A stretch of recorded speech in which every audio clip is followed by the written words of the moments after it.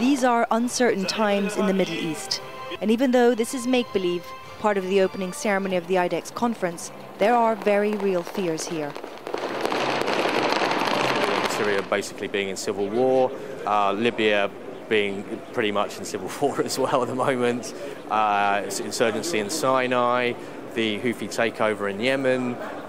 These things have really happened since the last IDEX, so arguably people would be looking at much more conventional military capabilities. The threat of the Islamic State in Iraq and the Levant is also a large concern for the delegations here, not just in Iraq and Syria, but the danger of their cross-border reach.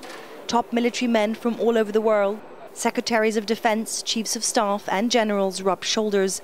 This also a chance to network. The deals that are signed here have been worked on for a long time, and this is an opportunity to look to the future.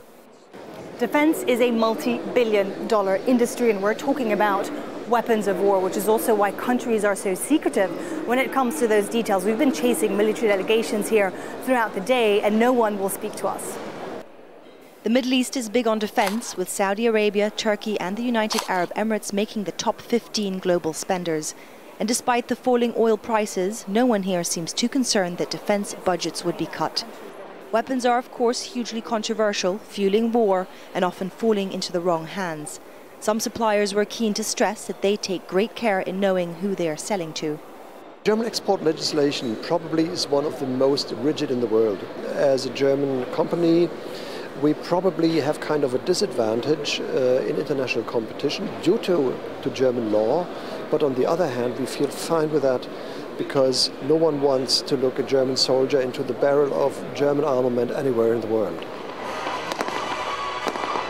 But the reality is that war is a dirty business and these weapons kill. Not just who is perceived as the enemy, but many innocent civilians as well. Old traditions to welcome the world's military might, with newer ways to control and more effective ways to kill. It's all in the name of national security, but some would argue these weapons cause the exact opposite. Stefanie, Dekker, Al Jazeera, Abu Dhabi.